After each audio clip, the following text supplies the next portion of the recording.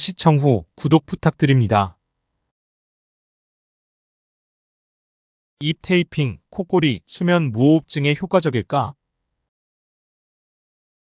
수면 중에 코 대신 입으로 숨을 쉬는 현상은 여러 건강 문제를 일으킬 수 있습니다. 최근 입 테이핑이라는 방법이 입을 통한 호흡을 막아 코로 숨을 쉬게 한다는 점에서 주목받고 있는데,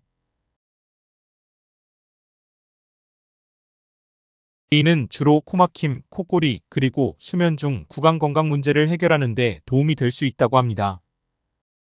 하지만 이 방법이 과연 과학적으로 검증된 치료법일까요? 아니면 단순한 유행에 불과할까요? 입 테이핑은 말 그대로 잠들기 전에 입에 테이프를 붙여서 입으로 숨을 쉴 수 없게 만드는 방법입니다.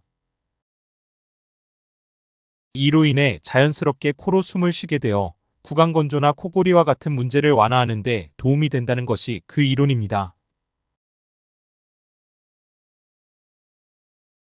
코로 호흡하는 것은 호흡기를 보호하고 공기를 가습하며 치아 및 구강 건강을 유지하는 데 중요합니다. 또한 코로 호흡할 때 산화질소의 섭취가 증가하여 뇌 기능, 심혈관 건강, 그리고 산소 공급에 긍정적인 영향을 미칠 수 있습니다. 그러나 입 테이핑이 모든 사람에게 적합한 것은 아닙니다.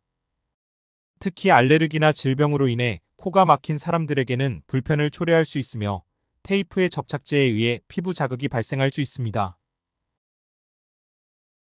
또한 임상적으로 입 테이핑이 수면 무호흡증과 같은 심각한 건강 문제를 해결하는 데 효과가 있다는 과학적 증거는 부족합니다.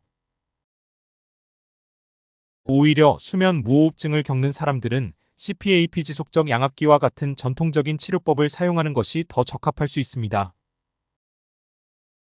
입 테이핑을 시도하기 전에 반드시 의사와 상담하고 자신의 상황에 맞는 대체 치료법을 고려하는 것이 중요합니다. 항히스타민제나 비충혈 제거제와 같은 알레르기 약물, 코막힘 완화용 코 스트립, 금연 및 체중 감량 등도 입으로 숨을 쉬는 문제를 해결하는 데 도움을 줄 수 있습니다.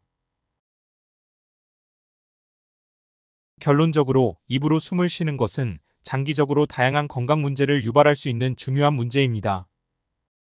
입 테이핑이 일부 사람들에게 효과가 있을 수 있지만 이를 시도하기 전에 전문가와 상의하는 것이 좋습니다.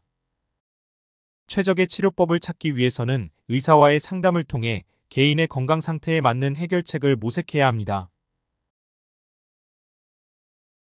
자료 출처 헬스라인. 시청해주셔서 감사합니다. 구독 부탁해요.